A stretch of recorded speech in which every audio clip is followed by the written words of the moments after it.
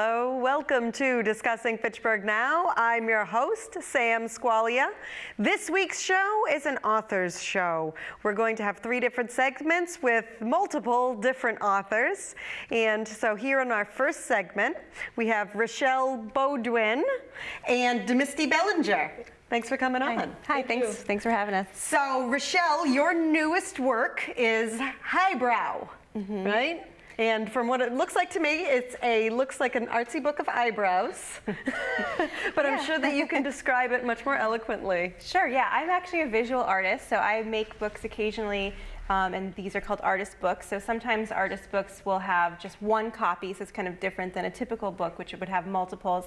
Eyebrow is an artist book that has 5 copies, and it's actually all about eyebrows. I became fascinated with eyebrows and particularly like popular culture's interest in eyebrows now. The trend for like a thicker eyebrow popularized by Kim Kardashian versus the thin eyebrow of the 90s when I grew up and in high school. So I started to think about the shape and how they've changed over time. And what I ended up making is this book where I printed people's eyebrows in a monoprint, which is a singular print. So if DeMisty were my model, for example, I was. And she's in the book, I put ink on her eyebrow and then made an impression by pressing it, and then I kept that and put it in the book. So you've made 5 different impressions to create 5 different original art books. Yes, yep, that's correct. And so you're not mass producing this at all? You're not going to make printed copies? No, that's it. So there's no digital version of it. It's just the actual print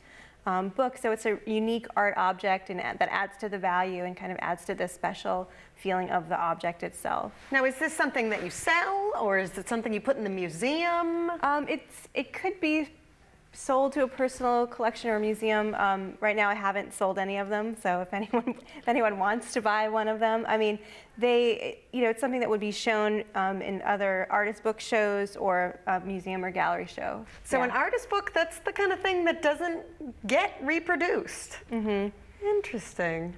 Okay, so each artist book is a little different. Yeah, because of the way that I printed them with the monoprint, it's actually each print is a tiny bit different. So there's this kind of funny thing where they're all very similar, but they're also unique. And that's kind of, again, what makes it more of an artist book versus a regular book. Okay.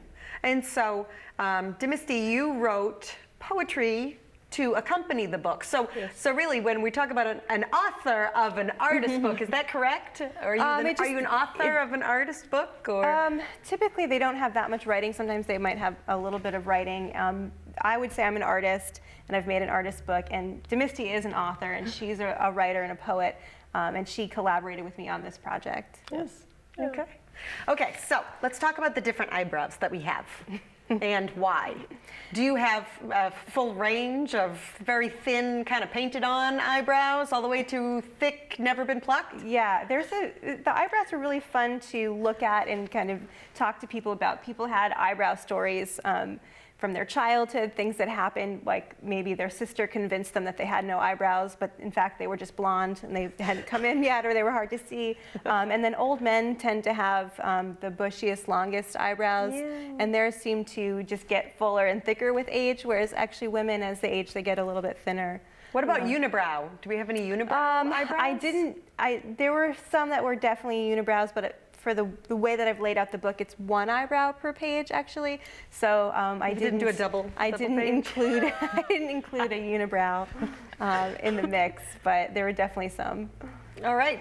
So, and some are in different colors as well. Is there any significance to that? Yeah, I actually tried to match people's hair color when they came to sit for me and when they were modeling their eyebrows. So I would kind of look at them and try to mix it in the palette before I did the print. So we have browns, kind of yellows, blacks, dark brown. Any colored hair? No, I mean everyone's eyebrow kind of punk kind of hair. Everyone had pretty normal colored eyebrows, even if their hair was an unusual color. So, so you have their names underneath? Is that what that is? Yep. No other distinguishing factor like age or, I don't know, style, culture?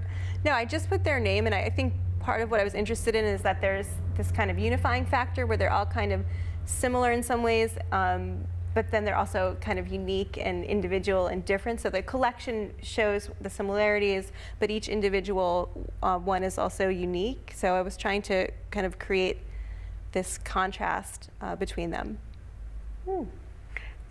So is there any kind of theme throughout the pages? Like, I don't know, like I see a lot of kind of normal looking eyebrows. Would you say, is there a normal, I guess? Is there a normal eyebrow?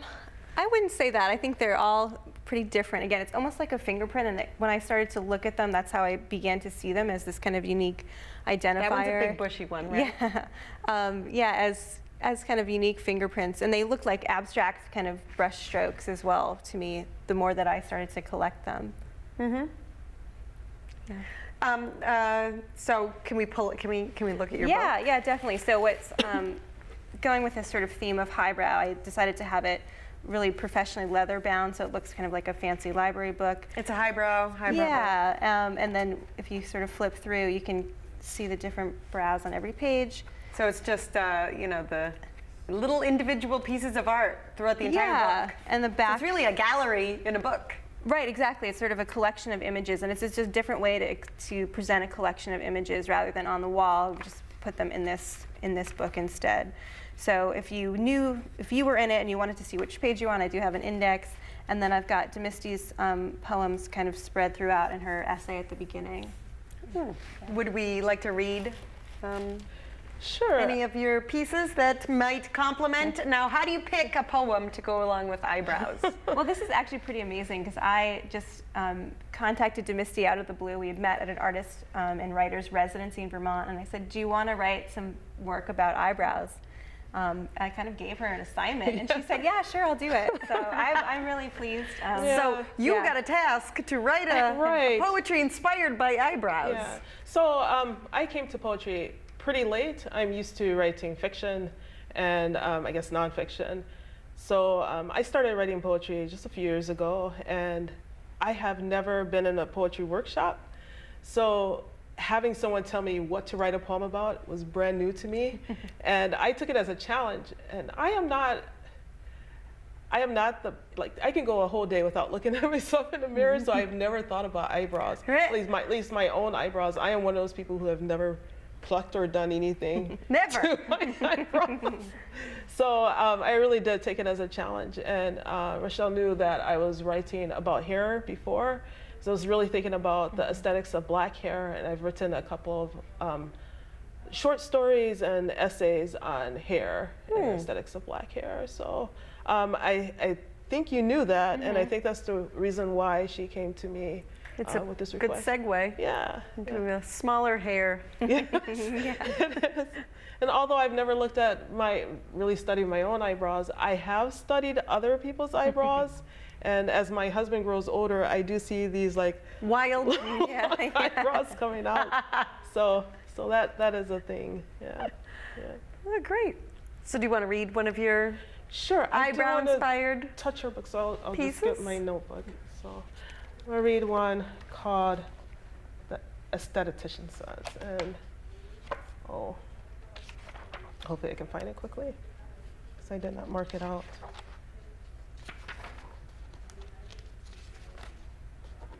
Oh, I probably won't be able to find it quickly. Want to pull it from the book? I could. I love how your book box comes with white gloves. Yeah. Yeah, which is a good idea. Because I am not organized at all.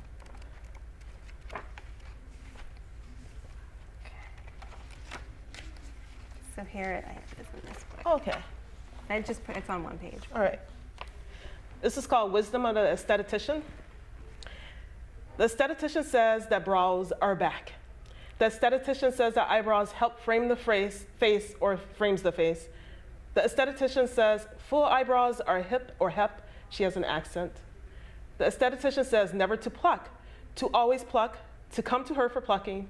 The aesthetician has a mole that is almost inconspicuous, lingering over her eyebrow, and is not quite round. The aesthetician says that some people just have beautiful eyes, and I don't know if she's referring to the eye, the eyebrow, or the way the eye sets in the face. The aesthetician promises that the shape of my eyebrow informs my perspective on life. The The can't say aesthetician with an eyeliner pencil in her mouth. Aesthetician held like a cigarette, and I almost flinched from possible ash dumps. The aesthetician says she wants to see me back once a month, but the month seems too long, and I worry my eyebrows will grow back. What happens if a hair goes stray? I want to see her more often. I want to see her every 2 weeks. I want to try to discern the scent of her perfume every week. I ask, would you live with me? And she doesn't hear me or pretends not to. So it's kind of like beauty is in your, the eye of the beholder, and it's really dependent on who's looking at it. Yeah. Is that kind of? Yeah, so I got, and like I said, I'm not a person that usually looks at myself, but a lot of my friends are, and I know they go and get their eyebrows done, and I also know how quickly hair grows back.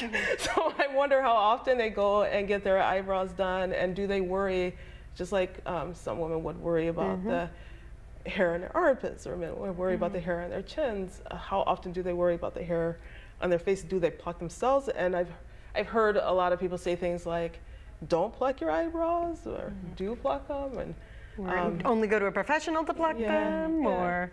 And my best friend once told me years ago that getting your eyebrows really opens up the face, and I just thought I've heard that. You heard that too? I've heard that. Yeah. I guess but it really depends on, what the current fashions are, what's in trend, what culture you are in. Right, and that's part of what I found so interesting about it, where it really shows this idea of the beauty myth, right? If something can change from the 90s beauty to now. myth. Yeah, that's really not necessarily true, but it's something that actually changes, with the times and changes with the culture. Right, like in the 90s, you were used to seeing very, very thinly plucked. I think maybe Cindy Crawford, kind of. Is that? Yeah, and there's actually this Instagram called History of Overplucking, and it's just all of these pictures of people with really, like now when we look at them, really thin eyebrows, and they're really just from a couple of decades ago. And what about? Did you get any? Impressions of like women who will completely pluck all of the hair and then just paint them on? Yeah, this was kind of, for some people that was actually very sensitive, like either they had overplucked as when they were younger and it didn't come back, or they were losing their hair as they aged, and someone who's going through chemotherapy might lose their eyebrows, and it would be really painful for them actually, because it's maybe even more painful than the hair on their head, because their facial expressions. You can wear a wig for your head. They're kind of losing maybe some of their facial expressions or their sense of self. So that wasn't really something that I hadn't thought about when I started, but as I met more and more people, these things came up. So do you see any second project coming from this, stemming from this, or? That's an interesting question. I don't have anything in the works right now that's directly related to this book, but a lot of my work does revolve around beauty, and particularly women and feminism as it relates to beauty. So who knows? The beauty myth? Yeah, who knows where it will go. So what was some of your previous works from that, before highbrow? Well, related to eyebrows, I do have a piece called Thighbrow,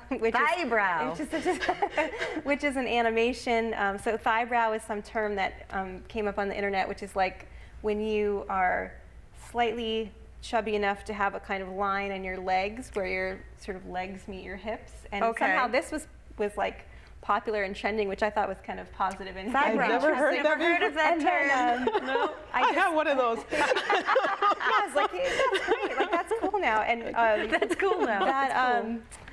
I made an animation where I just sort of put some eyebrows. I put my eyebrows in that location, and I kind of moved them around in an animation. And what was what was the point of that, I guess? That one is really just like a funny visual and a kind of absurd thing to look at. Making that phrase thighbrow into the literal, actual thighbrow animation. Yeah. So that's where you kind of next went with the idea of what about eyebrows in and of themselves. She has some really interesting videos. I must say so myself. If you look online at her website, you can find a lot of them that do deal with beauty image and women. What is your website? It's my name, RachelleBeaudoin.com. Rachelle, but can we pull up Rachelle's name so we know yeah, it's a little hard where to go? Yeah, thanks. RachelleBeaudoin.com. And then we can see all pictures of eyebrow in action. Sure, yeah. Yeah.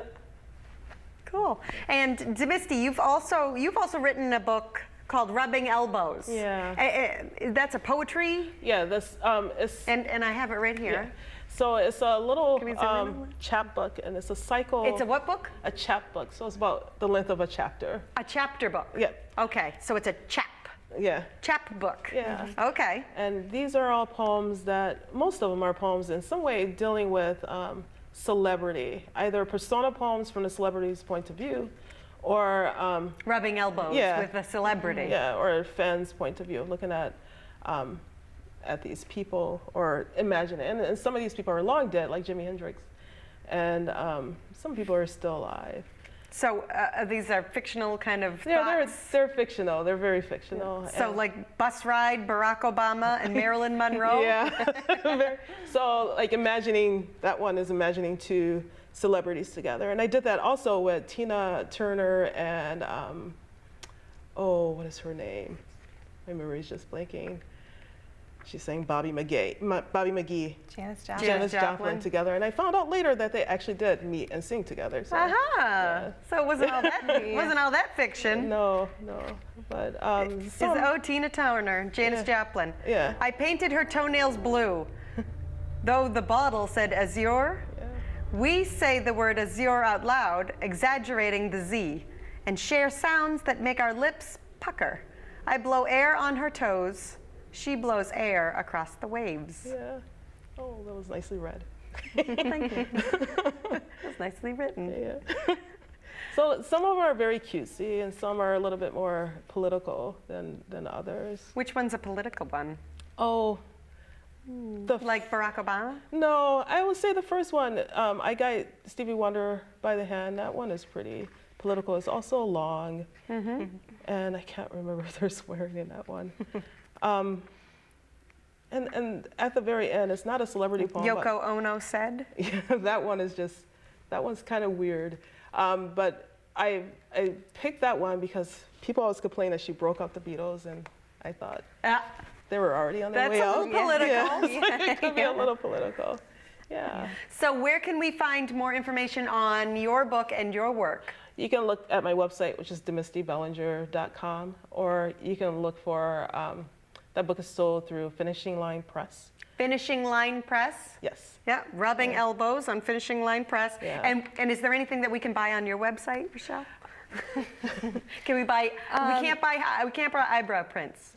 No, yeah, the prints are just originals, and actually most of the work is just video work that's, you might see it in a gallery museum, and I have short clips of it there. And I have a previous book that relates to my hometown in New Hampshire called The Berlin Dictionary, so that might only be of interest to you if you grew up in Berlin, New Hampshire. So that's for sale, but that's about it. All right, great. Anything else you'd like to add? Oh, I should just give a shout out to Vermont Studio Center, where we met. And Vermont Studio Center? Yeah. What was that? That is a residency for writers and artists to have 2 weeks to a month to go and write or produce artwork. So you get studio space, and you meet a lot of great people. So. Nice. And I wanted to give a shout out to my friend Sharice White, who did the cover. And yeah, that's a nice. Yeah, that's a nice cover. I met Sharice in high school, and she is a teaching artist in Prague now. So. All right. Well, thank you so much, Rachelle and DeMisty, for coming on, telling us about your latest work, Eyebrow. We're going to take a short break, and then we'll be back with Iphie Burg and Susan Sudhalter. Hi, I'm Sam Squalia here with... Me. Here with... Nicolette. Nicolette, and we're talking about the kids' bike races at the Longs Joe.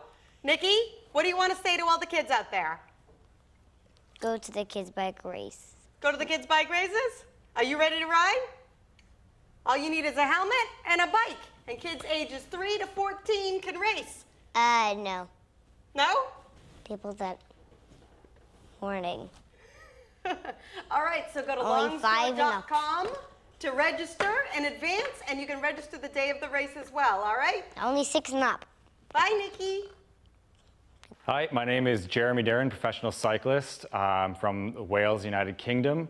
Originally raised in Fitchburg though, flew back over for this race, the Long Show Classic, because it is a very important race for me. It's where I got started in cycling. It's where I first saw cycling.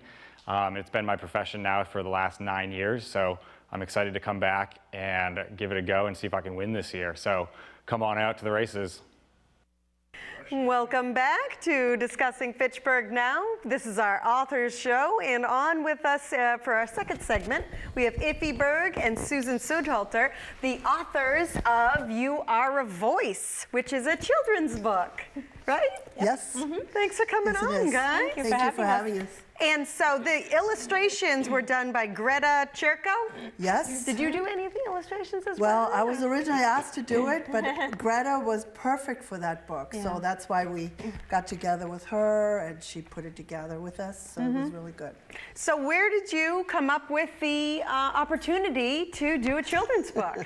I feel like that's the kind of project that everyone always wants to do. Like it's their dream project. I've always wanted to write a children's book. Yes. Well, actually, you're right. That was on my bucket list because I always wanted to write a children's book because I work in pediatrics. Okay. And every time I would go into some of the rooms where we would stack some of the books, they were so fascinating. They're the illustration, the stories, the morals at the end of the stories.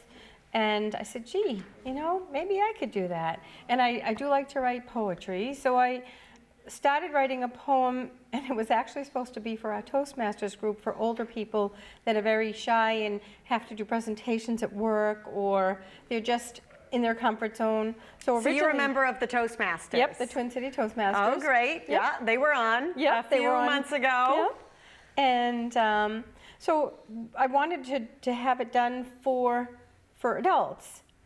And you then, wanted to do a children's book for adults? No, I actually originally was started like that. It was supposed to really be for adults for my Toastmasters group and for other Toastmasters.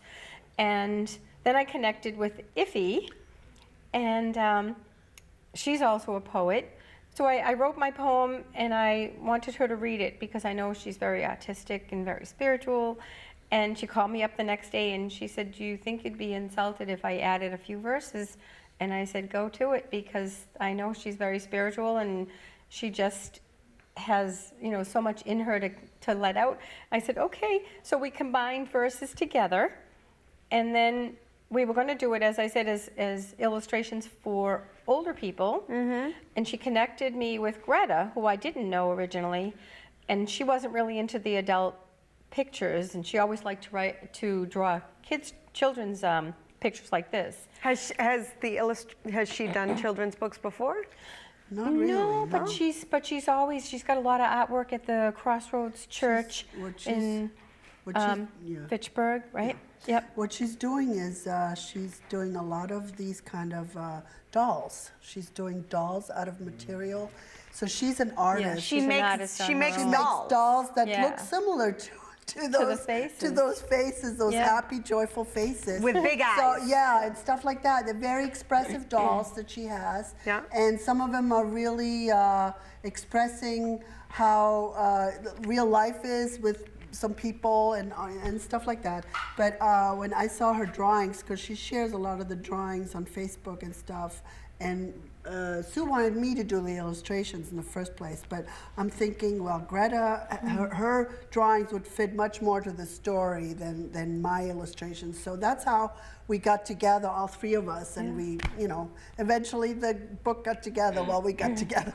Yeah, that's how it worked. So it originally came from something you were just going to speak for Toastmasters. For Toastmasters. Well, I like to write poetry, and I write poetry for different people, whether it's at my job when people are leaving, retiring, you know, or going on to another job. I just always have fun doing that. And when I showed her my poem, I just said, you know, she said we should do something with it. And I really have never done anything. But like I said, you know, working in pediatrics, I find children's books very fascinating. It's amazing, you know, you read what they write and the illustrations, and they're so creative. And I said, oh God, I want to do something like that. And we just let's do it. Let's do it. Yes, Yep. yes. Yeah. Well, so, she wanted to do it. It was one of her bucket lists, Yeah, like she it was my said. bucket list. I was surprised when she said, well, the book is out for sale on Amazon.com. I'm like, wow. And then what happened was she also sent a book to Queen Elizabeth in England. Yeah. Queen Elizabeth wrote you a thank you letter. She wrote a I thank saw you that. letter. Yeah. Yeah. It's It at was the just gallery, you can see the letter, they're all nice and framed. And our president also, we sent one there too, and he sent also a thank you note. That's nice. Yeah. So, we So have them now both the framed. actual writing of the book, right? Did you find it kind of more difficult, you know, to like, so you read a poem and then you collaborate on the poem. Right. Now what about actual putting it into book form and then organizing it with the illustrations? Can we talk about the We actual talked about- mechanics yes. of, Oh, yeah. of That's how you how- put the book together? Yes, we were meeting at Barnes & Noble's regularly. And For inspiration? For inspiration. And We're all like we working on the actually- project together. We all worked together. First, The we three put of all- you. Yeah, the three of us. But first it was me and Sue putting the words together and everything, and putting the ending and how we're going to put it together. And then I asked Greta, and we got together with Greta, and she saw the text and all that, and she put the pictures together. And finally, I was working with the pictures. I actually put a draft together with the pictures, and then we had another meeting, and then after that we decided that's how it's going to be. Yeah. And then Sue found. Oh, David Pohl's one of the guys that was here for the Twin City Toastmasters. Yeah. His girlfriend Julie actually does web design and graphic Oh, arts. so she helped put the book together. She actually, it's CreateSpace, which is a self-publishing, but not only do I know, it's like, even if I had a computer at home, I don't have a computer right now, and even if I did, I sat at my computer at work and I was trying to read all the tutorial and the templates and all, and I said, this isn't going to work. This will sit in a folder for like years because I'm not into that. I'm into the writing. I'm not into computer. Yeah. And she's Creating, really like, it was amazing because she really took the time, and it's a lot of hours. I mean, it took us about a year to put it all together, and then when she said she could help with that, I said, heck, you know what, let's just do it. Like, thank you. Yeah, really. And that's Posco Creative. Posco Creative. Yeah. So if you need more, if you need graphic design work, contact Julia and Posco. Yeah. I've seen her work. She's really good. Nice. Yeah, so it was exciting, and there's one of the Oh, there's the there's the letter. from I Buckingham Palace. I actually Yes. had my sister send the book because I didn't want to look pushy, even though I wanted to spread the word. My and, sister wrote this great book, Mrs. Queen. I didn't really want to look like not so much pushy, but I wanted to get it out. And even though you can go on Amazon and buy the book, not everybody really knows about it, but no matter what country you're in, if you're not looking for that. So we said, oh my gosh, she's got a lot of grandchildren. My sister said, well, I'll write it so you don't look as pushy. And so we got the letter, and I said, we have to frame this. And then I said, well, if she's sending us a thank you note, let's try President Trump. So I sent one to him, wrote a little note, you know, you should take time out to spend time with your grandchildren to read. And it was a few weeks, and I said, oh gosh, he's so busy, he's never going to send me a thank you note, and that's okay. And all of a sudden, Only a few weeks. Not bad. Yeah. That's not bad. Yeah, that was exciting, actually. It was very exciting. That was at the Sitka That was, Gallery. oh yeah, that's a, And in the background is all the illustrations. Oh, the illustrations of the book. Illustrations of the book are on sale in the gallery. yeah. Oh, You're gonna be nice. there for a little bit. And That was, there's a when were we table. there? That was the Kids' Day. It was last Saturday. Last Saturday. Yeah. At Gallery And we Sitka. had, Gallery. And we so did do crafts we and all have that. physical copies of the book that we could buy at Gallery Sitka now? Yes, actually, they're And they're couple of- signed. They're not No, they're signed. not Oh, signed. But We you need can the- come we need to the- us and yeah. we can sign them for you. Yeah. Yeah. Yeah. Nice. Yeah, And otherwise, you are on Amazon. that's right. Yep. It's on So if Amazon, you can- want to buy a bunch of books for your grandkids for You can order Christmas. it It's only $9.99. Yeah. And what is the age? Well, it's, Gosh, I don't know. I'm kind of age? 64 and I love reading. I mean, books this of is this is history. definitely a kindergarten, Yeah. first grade Yes, kind of absolutely, like yes. size of Yeah. word, right? Yeah. And in the back, it's a space where he can write his own story. Oh, you can write your own. You can write your own story here. What is your voice? So you can write down and do illustrations. That actually was Julie's idea because we had 3 pages. I think it was 3 pages left, and she said, "What do you want to do?" And I said, "I don't know." And she gave me the idea, and I said, "Let's just go. Let's just do it." And yeah, so people were fascinated by that. I did actually give a lot of books away to people that are teachers that teach maybe autistic or special needs, because a lot of them say that they find by reading books it relaxes them and they can focus, and so I sort of gave a lot away, but it's okay. That's it was worth it you know, for some people that couldn't buy them or they just thought it was a special kind What's of a better gift than a book, really? Especially a signed? Book, right? Yes. And that was at Barnes. That was Barnes and Noble. You did a book signing at Barnes and Noble. Is there any upcoming book signings that we can watch out for, like especially before the holidays? We can buy them for Christmas. We're gonna let you know. A lot of people get their shopping done before Halloween, you know. Yes. Yeah. Well, I keep in contact with the people at Barnes. Yes. Because they have so many different authors that go there. Matter of fact, when we were there were some other people doing also book signing. Yes. Oh, nice. Adult books, But we the last book signing we had was in Sitka last Saturday. So we're probably going to have one before Christmas. Oh, definitely. We'll let you know. And how will we know about it? Can we follow you on Facebook? We can put it up on Facebook. Yeah, we can even call you and say, okay, we're doing it. Why don't we do a group of the book title or something like that, and we can announce it that way, maybe. You have a Facebook page, Iphie Burg. No, it's Iphigenia Art. Iphigenia, that's right. Yeah, Iphigenia Art, one word. The last A of my name becomes into art, so it's Iphigenia Art. Perfect. And so I'm sure we'll see it there. Yes, absolutely. Yeah. Well, we can announce it there, yes. Yeah. Thank you, Sam. Great. Thank you. Thank you for having us. Do you have any other, since do you have the child, do you have the book itch? Do you want to write another one? I actually have another poem, and Greta is working on the second one. Yes. It's a little bit more spiritual. So I won't tell the title. I won't say anything yet, because Greta is trying to work on that with other things she's doing. Illustrations? Yeah. Is it going to be a children's book? It's going to be another, it can be, actually this one can be an adult also. It's more of a spiritual kind of a book. So it can be both. Like you were saying that she does art at Crossroads Church? Yeah, she has a lot of artwork hanging up there. So it'll be more spiritual this one. More spiritual, this one, yeah. It was just a poem that I wrote, and I don't know, like she said, you just get connected, and I wrote a poem, and I called up Greta. I said, could you do another one? She said, sure. So how long how long is your poem that you're like, okay, this could turn into a book? It's usually, like the second one is a little shorter than this. So I might write maybe 4 to 6 verses, very short, very simple. And, but once she takes her illustrations, it just becomes alive. So I don't really concentrate on, I have to have a long book, with a lot of pages. You kind of have to go, you kind of have to write it and then do illustrations for it and then go back and adjust. Yes.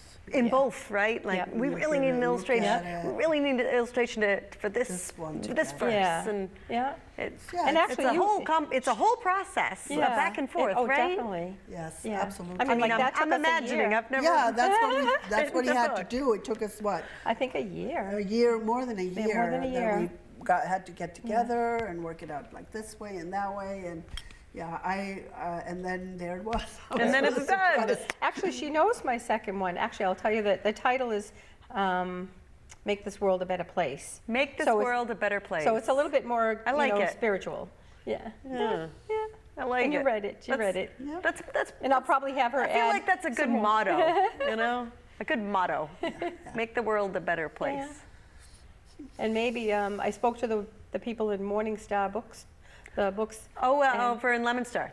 Yeah. And they said if it's not spiritual, like this isn't considered very spiritual. So she said, well, when your second one is finished, bring it in. We'll see if we can sell it there. Oh, great. So I'm like, okay. Reach out to all the markets. Yes. Anything else you'd like to add? Well, me being an artist, I might want to, in the future, maybe add some kind of a book of putting art pieces or one of my art together as a book. Did you hear about the eyebrow, an artist book? Do you do that as well? No. Have you ever done an artist book? I have done an artist book back in in the 80s and stuff, but I'm thinking more like a real book where it would actually have my artwork inside and like a coffee table book. Yes, exactly. Yes, but I also have another book that I am a part of where my art is in there. Lynn Hawk did a book about a little village in New England, and there's about 40 artists in that book, and I'm one of these 40 artists that are in that book as well. Oh, nice. And all happened in the same year, too. And that's out this year?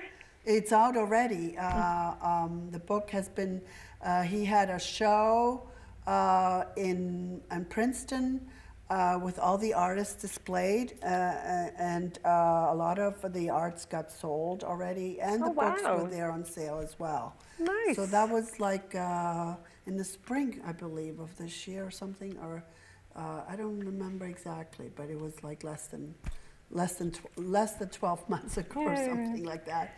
So yeah. It's a good collaboration when you have an artist and like a visual artist, yes, and then a poetry verbal artist. Yes. Yeah. Well, sometimes artists do have the tendency to do poetry as well. There's like this deep kind of thought of wisdom, or I don't know what. Very deep. Yeah. Spiritually connected. Yes. Very. And you just sometimes, but I find it very difficult sometimes to express myself with words, but when you have that, that mode that you get into, and then it becomes very natural. Just like when you do art pieces, you have to come to that mode, to the creativity that comes upon you, that you do a piece of art, and it is not always there, but when it happens, it happens, and that's the same thing with poetry, I guess. Yeah. And the more you do it, the more naturally it comes to you. Yes. Yeah, because everything is a skill. It is a skill, but it's also a gift. It's a gift too. It's not always just a natural talent. Yeah. It's you have to work at everything. You can do both. Yeah, you can, but you do have to have some kind of a passion for it, and I think the gift brings that passion. Yeah. Passion. If you don't have that, it doesn't. Maybe the gift is the passion. Yeah, maybe. Yeah. Yeah. All right. Well, thank you. Well, Thank you thanks for having us. Iphie Burg, Susan Sudhalter, for coming on and telling us about You Are a Voice, which is a children's book. You can pick it up on Amazon. You can also pick it up in person at Gallery Sitka on Main Street in Fitchburg. Yeah. And if you follow Iphigenia Art on Facebook, you'll be able to find more information of book signings and everything into the future. Great gift idea. Yes, absolutely. All right, we're going to take a short break, and then we're going to come on with our next author. Sam Squalia here with Dawn Injemy, Executive Director of the Longsjo Classic Bike Race in its 57th year this year, 2018, Saturday, June 30th in Leominster, Sunday, July 1st in Fitchburg. Tell us about what the schedule is, John. The schedule looks like in Leominster, the roads are going to be closing around 1 p.m. Actually, not around 1 p.m., exactly 1 p.m., with the first race starting off at 1:50. Leominster is going to be pretty exciting with Wachusett Brewery and Wyman's Liquor hosting a beer garden right on Monument Square. And we have plenty of food trucks, kids races, and all the professionals from around the country. Now, Sunday in Fitchburg. So you all know the roads close to traffic at 8 a.m. And the first race starts at 8:30 a.m. Similar to Leominster, but not a beer garden. We have a party at the Boulder Cafe every year. Those are the loudest fans you can possibly imagine in racing. Come on down. We also have, in honor of Art Longsjo this year, this is a pretty special year. It's his 60th anniversary of Art passing. So we have an Olympic flag. Straight from the Olympic Committee. Straight from the Olympic Committee. And as a special guest this year, Art Longsjo's brother, Tom, will also be in attendance. with Dick Ring to raise the Olympic flag at Arts Stone, at Memorial Stone. Come on down. We're going to have a blast. It's going to be warm, so bring some water, but we'll see you there. Welcome back to Discussing Fitchburg Now, our authors show. I have with me here Chuck Bagg. Welcome. Yes, Chuck Bagg, Chuck full of ideas, although my wife would probably tell you I'm full of something else. Chuck full of something? Yeah, yeah. And so you are the author of 2 books that are Kindle books? Yeah, Kindle. What do you call them? Kindle e-books. E-books, yes. So we don't have, normally there won't be paper copies available, although I may actually print up some paper copies of the second one and put them on sale at some of the local health food stores. Oh yeah, Big Fat Lies, right? Yeah. One of my favorite authors, Sean Sweeney, he really pushes a lot of e-books, you know, on the different platforms. Okay. And he says they're one of his most popular because it's very expensive to print books, and people are doing them less and less. Right. Personally, I like a hard book. A hard copy book. I actually worked at the Colonial Press in Clinton back in the 70s when they were the biggest printer east of the Mississippi. Really? They could print and bind 1 million books a day. Wow. And are they still in business? Nope. The Got Colonial bought Press? out by a conglomerate and shut down. Yeah, that's the way of the world, isn't it? Yes, yes. So let's talk about your How to Fix America. Yes. Let's see, we got How to Fix America. Pick any problem and I've got a solution for it. Yeah. You know, people write books 200 or 300 pages just ranting about one problem and talk about how bad it is and how it got to be that way and trying to assign blame, and they don't even offer a solution. So I offer simple, workable solutions to all our nation's problems in about 100 pages. In 100 pages, yeah. We have how to fix the budget problem, how to fix the election problem, all the way to crime, solid waste, obesity, and fashion. Yeah. The fashion problem. What's the fashion problem? That's interesting. Okay, yeah, that's one of the, it's not as important as some of the... Wait, that one's listed under unwritten chapters. Right, yeah, if I sell enough books to make it worth my while, I'll write the rest of the chapters. Oh, so you haven't written about the fashion problem yet. Right, yeah, but I can tell you real quick, the problem is the fashion industry works like computers haven't been invented yet. Okay. They put in their orders in the fall for spring stuff, hoping they can guess right about what's going to sell and what isn't. And if you go in a store in the spring, you see some new shirts or slacks for the spring, you buy a shirt and you wear it, you wash it, it comes out great. I think I'll go get the other 2 colors. No, they're gone and the store can never get more. Right. Once the stuff comes in, it gets sold, they can't get more. And most fashions are done that way. If they could get more, they could sell more a lot of the stuff. I never really thought about that, but that's true. And so to fix the fashion industry, the whole fashion industry needs to be online in real time, where the stuff is manufactured by modern high-speed techniques, close enough, you know, in this country. Like robots making our clothes. Yes, absolutely. And the thing is, if something starts to sell really well, they can keep getting more and more and more and keep selling them. But if it sells really well, then doesn't it make it less valuable? I guess, you know. If it's high-end stuff, the more you make of it, it's like. But if it's just a pocket T-shirt, you know, it doesn't. You know, if everybody wears them, it's no big deal. And so you know, if a particular color starts selling well, or some particular novelty in the style starts really selling, they have no way of knowing ahead of time. And right now, if it starts taking, it really takes off. People want more, they can't get more. So the fashion industry could be fixed. Just put everything online in real time. So as an instant something gets sold, they know back at the factory and they can make more. I guess the thing with the fashion industry is you're constantly wanting people to change and rebrand themselves so that you can sell them new clothes. Sure, yeah. Because, I mean, if everyone just wore the same style shirt forever, then really you wouldn't need to shop so much. But, and one other little problem with the fashion industry, I started buying my own clothes back in the 1950s. And it used to be if they got a rack of men's shirts, there'd be half a dozen smalls, a dozen mediums, a dozen larges, and half a dozen extra larges. And even with that assortment, at the end of the season, they had a few extra larges left over that they couldn't sell at any price. The smalls always went like that. And eventually it went down to like 3 smalls and 6 larges and 12 larges and 12 extra larges. And they had even more extra larges left over. Because there's a whole extra department for really big guys. Yeah, big and tall. Yeah. And so now when a rack of shirts comes in, there is 1 small in each color. And they get fewer and fewer smalls. If they bought more, they would sell them. There are growing boys that are just getting into men's wear, and a lot of women like to wear men's clothes. And it just gets worse and worse and worse. They keep buying more and more extra larges, really and they're stuck with them. And you know. Well, how about this? The solid waste problem. I know here in Fitchburg, you know, where, you know, we just got hit with a $175,000 fee for our, you know, for recycling. So how do we fix our solid waste problem? Well, actually, one of my jobs was actually working on computerizing trash trucks, so that when they picked up a dumpster, they could weigh it on the way up and weigh it on the way back down, and know how much trash they'd actually picked up, and charge the customer by the weight instead of by the cubic yards of the dumpster.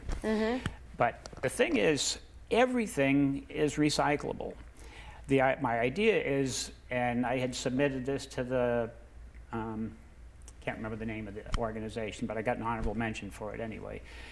And the idea is you build a thing sort of like a cross between a steel smelting furnace and a petroleum cracking tower.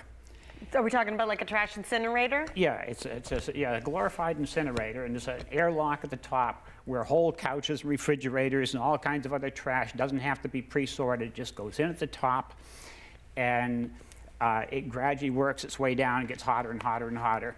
And the organic stuff breaks down first, and a bunch of volatile gases get drawn off, compressed, liquefied, and sold. You can recycle the stuff that comes off it. There's going to be alcohols and turpentines and you know, all kinds of other volatile solvents and Sounds stuff. nasty. And all the organic stuff eventually gets reduced to charcoal. Okay. And eventually the charcoal ends up at the bottom and fuels the whole thing.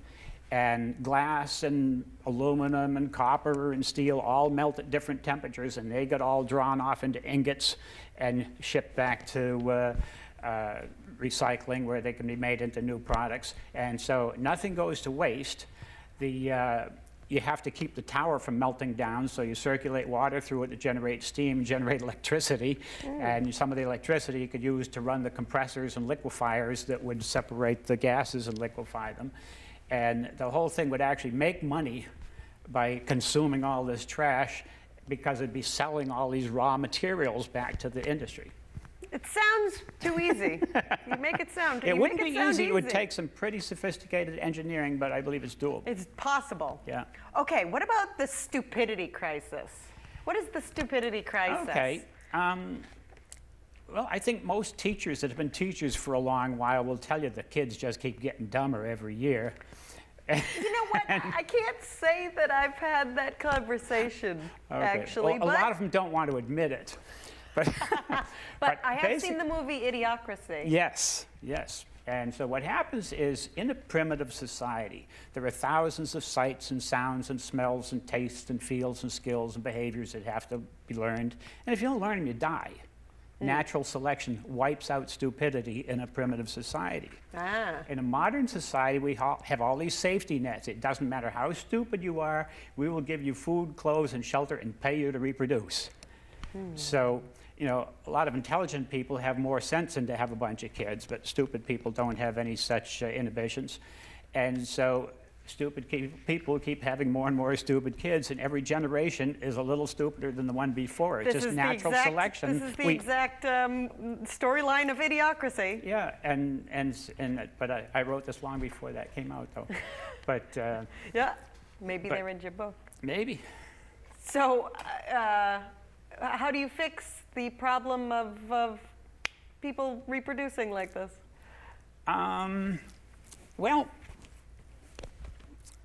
Geez, I'm going to have to review that chapter to answer the question. I can't remember what I wrote. You're going to have to read the book if you want to know the trick. Yes. If you want to know, you have to read the book. But I do have a solution for it. All right. Well, actually, the thing is, the stupidity crisis I don't talk about solving that problem. I list it as one of the causes of most of our other problems. The whole first section is causes. Yeah, all right. You have causes are the stupidity crisis, megalomania, the Peter principle, and the uneven application of technology. How about talk about what are the causes of our problems? Okay, yeah. What do you mean by megalomania? Megalomania is a form of insanity where people have this insatiable desire to own and control everyone and everything around them. And in the old days, if you were a megalomaniac, you could be a king or an emperor or a czar or whatever. In more modern times, most countries have constitutions. You could be a city councilor or a mayor. Yeah. Well, the thing is, most countries these days have constitutions which tend to limit the power of the executive branch. And so if you're too megalomaniac, you don't want to go into politics anymore. You want to go into industry where you become a CEO. Because corporations do not have constitutions. Citizens have rights. Employees do not. And so many of the CEOs are absolute brutal dictators. They just want to own and control. They keep buying up every other company around. Left to their own devices, they would buy up all the competition and have complete control over whatever industry they're in. Without stops on monopoly. Right, yeah. So we have to have all kinds of laws and regulations to stop that. To stop the megalomania. Yeah. But I mean, you can go on national TV and make fun of the president and call him names, and he can't really do a thing to you. You make fun of the CEO of your corporation, your head will roll, figuratively, if not literally. Good point. I mean, he can make sure you never get another job in the industry. So that's one of our causes. Right. Yeah. Of so our megalomania, problems. Those are the people that mess everything up, basically. And what's the Peter principle? The Peter principle was a really fascinating book written in the 1970s, probably the most important book of the century, that explains why things go wrong. Within a hierarchy, everyone tends to rise to his level of incompetence. As long as you're competent in your present position, you're eligible for promotion to the next higher level. Rise to the level of your incompetence. Yes. Yes, I've heard that. Like an engineer, you might be a great engineer, but as he gets promoted to management, he's a terrible manager. Different skill set, you know. Yeah. Certain lawyers might end up being terrible judges. An auto mechanic might be a terrible businessman, and his garage goes belly up. It's on the same kind of track, but not within your skill set. And so the only reason anything ever gets done right is because there aren't enough levels at the upper levels for everyone to reach their level of incompetence. Some people get stuck where they're merely competent, and they actually do a good job. But you know, he talks about in his book, you know, why does everything go wrong? You know, brand new buildings collapse. You know, the bridge in Miami, the brand new bridge. Yeah, the government can't balance the budget and so on. You buy a brand new shirt, the buttons fall off. This is the second time I wore this shirt, a button fell off as I was putting it on today. That's a fashion problem. Yeah, but it's caused by the Peter principle. Somebody didn't do their job right sewing on that button. Somebody was incompetent. Or someone didn't oversee the button sewers. Yeah. So. Okay, so. But you know, if the Peter principle was taught in every high school, it could revolutionize the country. That could do a long ways towards fixing the country. The Peter principle. All right, I'm going to have to look that up. That sounds interesting because I've heard that before. Rise to the level of your incompetence. Yeah. Okay, and so your second book. This is the book you wrote. Is this literally the book you wrote second? This one? Big Fat Lies? Yes. Okay, so Big Fat Lies. I actually started that back when President Clinton was in office, and Hillary wrote her medical, a health care plan. Okay, yes. Her plan was over... When she was the First Lady. Yeah, when she was First Lady. She wrote a plan, it was 1,300 and some odd pages. You think that was too much? And that inspired me to create my health care plan, which is probably only about 13 pages instead of 1,300. So Big Fat Lies, it's a quick it's a quick read. Yes. Because it's basically everything you've ever heard about fat the kind you eat, the kind you wear, and the kind that clogs your arteries is completely false. That's right. That's the subtitle. Yep. And, so how is it false? Well, I mean, can I just eat bacon and eggs and meat? Well, I stumbled onto this information back in 1976, and once I learned about it, I've been deliberately eating a high-fat, high-cholesterol diet since 1976. Since 1976? Yes, my blood chemistry. You look pretty good. My blood chemistry is still perfect. You know, I never became obese. I eat tons of butter on my vegetables and put, real cream in my coffee and eat Haagen-Dazs ice cream where cream is the first ingredient. And I mean, I do get 5 or 6 servings out of a pint, but... So would you say that it's not so much the fat that you're eating, but maybe the fake foods that we're eating, like margarine instead of butter, or... Basically what happened when President Eisenhower had his heart attacks in the 1950s, his doctor, Dr. Paul Dudley White, blamed it on a high-fat diet and recommended that the whole country eat less fat. And as the country has eaten less and less fat and more carbs, the country has gotten obese. Farmers have known for hundreds of years when they want to fatten up their hogs, they don't give them fat, they give them carbs. Hogs actually prefer fat, and experiments done back in the 1930s, they took a pen of hogs normally gain weight faster than any other animal. They're the most efficient animal known for converting feed into flesh. So they eat like a pig. Yep. And so they put them in a pen with 2 troughs, one full of carbs, one full of fat. They ignored the carbs, they ate the fat, and they stopped gaining weight. Hogs cannot gain weight on a high-fat diet. Neither can rats or mice or any other animal, really. So you have a list of the big fat lies. Yes, so I deliberately. This book is mostly about fat, but it's also largely about thyroid. And low thyroid people have trouble staying awake. And so I made this book as short as possible so they can stay awake long enough to read it. Did you find you had a thyroid issue? Yes, I've also been on thyroid since 1976. And according to the blood tests, my thyroid was perfect. It wasn't even borderline low. It was right smack in the middle of the range. But what I found out was that the thyroid tests, blood tests, are useless. The only way to diagnose and treat thyroid is by body temperature and symptoms. I convinced a doctor to put me on thyroid medicine based on body temperature and symptoms, and 3 dozen symptoms went away, even though the blood test said I didn't need thyroid. You have to be your own advocate. Absolutely. So some of your big fat lies are eating fat will make you fat, big fat lie. The fat you eat becomes the fat you wear, big fat lie. Fat people eat too much. Obesity is caused by a lack of exercise. And the only purpose of stored fat is to survive famine. These are just among a list of big fat lies. Those are all lies. All lies. None of that is true. So if you're interested in this, you can find this on Amazon. It's $2.99 for a ebook download. And you can also find How to Fix America, both by Chuck Bagg. So you can go to Amazon.com, search on the name Chuck Chuck Bagg, you'll find both my books. Because if you try to find it by title, it's too many similar titles. You could spend all day. Right. So, but your name is fairly uncommon. Right. Yeah.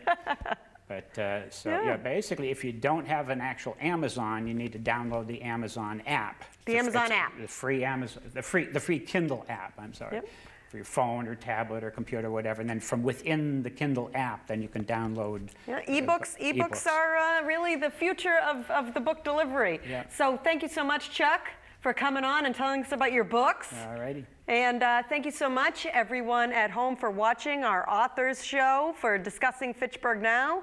We'll see you next time. Thanks.